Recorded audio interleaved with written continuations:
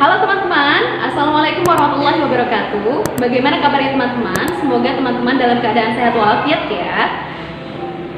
Teman-teman, kita sudah mengetahui pada pertemuan sebelumnya bagaimana perjalanan penjajahan bangsa Eropa dan bangsa Jepang menjajah Indonesia.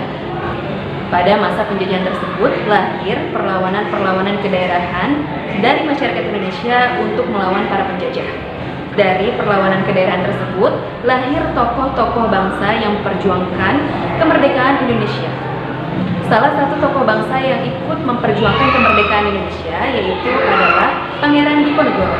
Beliau merupakan salah satu tokoh bangsa yang benar-benar memperjuangkan kemerdekaan Indonesia dari tangan penjajahan Belanda ketika itu.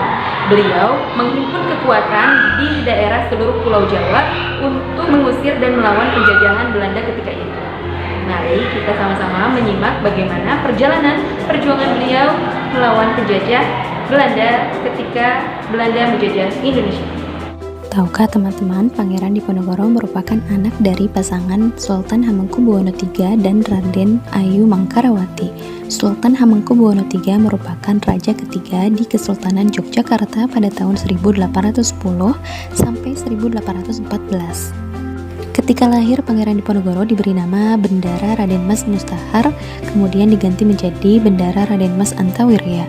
Setelah sang ayah naik tahta, nama Pangeran Diponegoro diganti menjadi Bendara Pangeran Haryadipanegara atau biasa disebut sebagai Pangeran Diponegoro. Pangeran Diponegoro merupakan sosok anak yang sangat pandai. Ketika beranjak dewasa, Pangeran Diponegoro diminta untuk menggantikan sang ayah sebagai raja. Semasa kecilnya pun, Pangeran Diponegoro dididik dengan adat-adat kebiasaan Jawa dan juga aturan-aturan kerajaan. Pangeran Diponegoro terkenal dengan pribadinya yang cerdas dan ahli dalam bidang hukum Islam Jawa. Ketika Pangeran Diponegoro memimpin Kesultanan Yogyakarta, terjadi sebuah perang yang sangat dahsyat bernama Perang Jawa atau juga disebut Perang Diponegoro karena adanya penjajah Belanda yang memasang patok-patok jalan melewati makam leluhur Pangeran Diponegoro di daerah desa Tegalrejo, yang mana desa ini adalah kawasan milik Pangeran Diponegoro.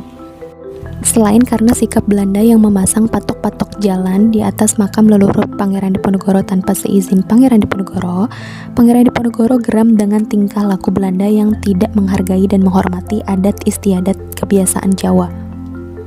Sehingga Pangeran Diponegoro menghimpun kekuatan untuk melawan dan mengusir penjajah Belanda.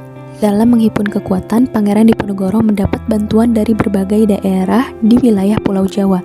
Salah satunya mendapat dukungan dari tokoh ulama Surakarta bernama Kiai Mojo. Selain itu juga mendapat dukungan dari seorang kerabat bernama Sentot Prawirodirjo.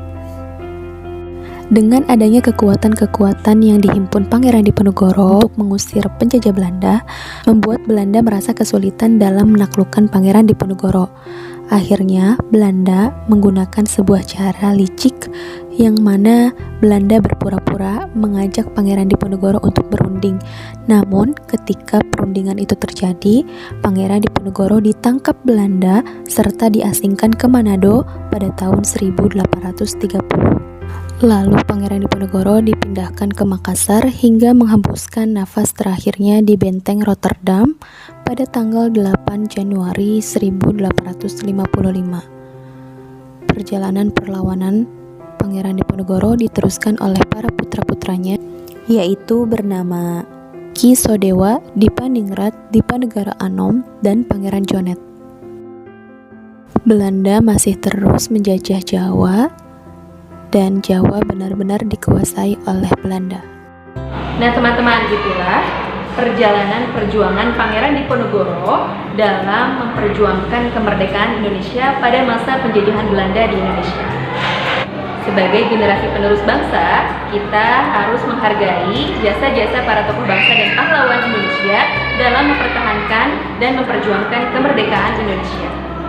Sebagai seorang pelajar, kita dapat melakukan beberapa cara berikut untuk menghargai jasa para tokoh bangsa dan pahlawan yang telah memperjuangkan kemerdekaan Indonesia, yaitu antara lain mendoakan para pahlawan saat mengheningkan cipta pada upacara bendera di sekolah, melakukan kunjungan ke Taman Makam Pahlawan, kemudian mendoakan para pahlawan tersebut. Mengisi kemerdekaan dengan rajin belajar dan berprestasi demi membanggakan bangsa dan negara. Menerapkan sikap-sikap keteladanan para pahlawan dan tokoh bangsa dalam kehidupan sehari-hari seperti gemar bermusyawarah, mendahulukan kepentingan bersama, dan berani berpendapat. Serta memelihara persatuan dan kesatuan dalam keluarga, teman, dan masyarakat. Dengan melakukan beberapa cara yang telah disebutkan, maka pengorbanan yang telah dilakukan oleh para pahlawan tidak menjadi sia-sia. Nah teman-teman, itulah pembahasan pada pertemuan kali ini. Semoga bermanfaat ya teman-teman. Terima kasih sudah menyimak. Sampai bertemu pekan depan. Wassalamualaikum warahmatullahi wabarakatuh.